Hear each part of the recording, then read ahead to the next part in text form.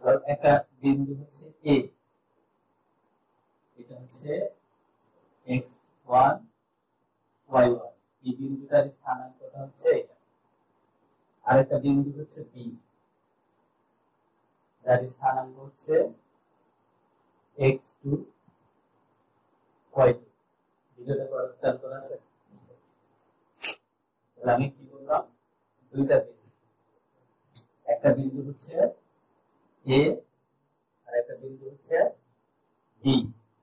এখন আমরা এই এ বিন্দুর যে স্থানাঙ্ক সেটা হচ্ছে x1 y1, বি বিন্দুর স্থানাঙ্ক হচ্ছে x2 y2। আমরা কি চাচ্ছি, এই দুইটা বিন্দুর ঢাল বের করতে চাচ্ছি।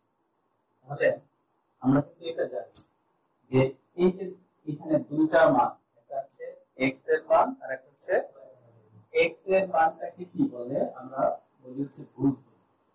x এর মানটাকে আমরা কি বলি, ভুজ। y এর মানটাকে আমরা কি বলি, কোটি বলি। y এর মানটাকে আমরা, x এর মানটাকে ভুজ বলি, y। তাহলে এখানে ভুজ কোটি আছে, বি বিন্দুতেও ভুজ কোটি আছে। ঢাল যখন আমরা বের করব, ঢালকে most of the case m দ্বারা প্রকাশ করা হয়। তখন ঢাল হচ্ছে প্রথম হচ্ছে কোটিদ্বয়ের পার্থক্য। কিসের পার্থক্য? পার্থক্য বের করে কিভাবে, বিয়োগ।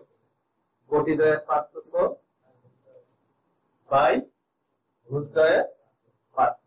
কোটি হচ্ছে y2 minus y1, x2 minus, তাহলে ঢাল নেক্সট টাইমে যদি আসে, ঢাল বের করার প্রয়োজন পড়ে, বের করতে পারবো?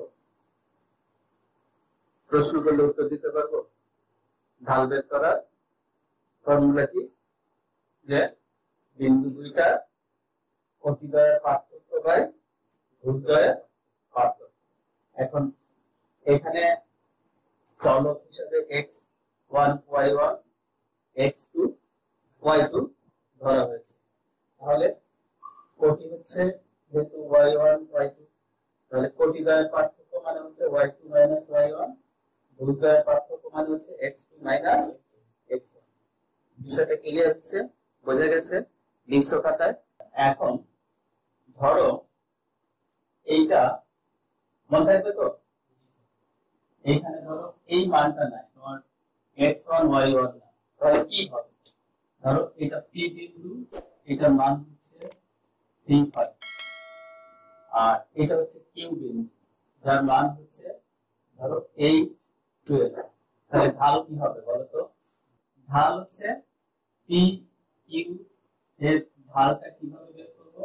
ঢাল m কে আমরা কোটিদ্বয়ের পার্থক্যটা লিখব, তাই না? তাহলে 12 মাইনাস 5 আর হচ্ছে 8 মাইনাস কত, 12 থেকে 5 বাদ দিলে কত থাকে? 7। আর 8 থেকে 3 বাদ দিলে ঢালটা বের হয়ে গেল। এখন ধরো তুমি ঢাল জানো, কি জানো?